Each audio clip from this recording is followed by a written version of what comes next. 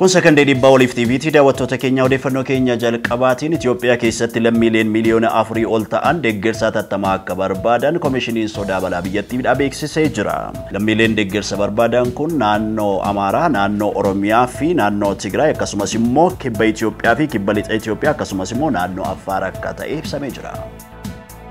Itoophiyaa keessa lammiileen seeraan ala jiraachaa jiran hanga amajjii 30tti galma waggaa qaban tajaajilli immigireeshiniif lammummaa beeksisee jira.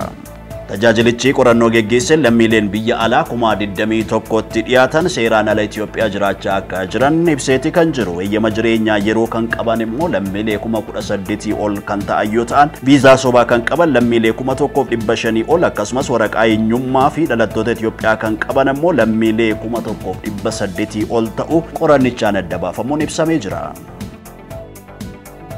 Hojjettoota magaalaa Finfinnee qormaata ga'umsaa fudhatan keessaa 6,000 ol qormaaticha darbanii jiru.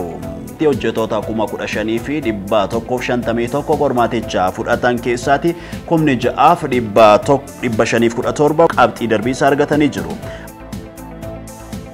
Dhaabbati miidiyaa hawaasaa TikTok maamiltoonni isaa viidiyoo daqiiqaa tokkoof isaa olii hojjechuu akka danda'an dhiibbaa gochaa jira. Akka dhaabbatichi jedhutti namoonni TikTokiin kaffaltii argachuu barbaadan viidiyoo daqiiqaa tokkoof isaa olii hojjechuun dirqama akka ta'e ibsee jira. Akka seera haaraa TikTok kanaan namoonni yookaan dhaabbileen hordoftoota 10,000 ol qaban akkuma ilaalameefitti kaffaltii argachuu danda'u jedhamee jira. Odeeffannoon keenyas kanuma. Daani'el Tasfaayee yeroo gaarii.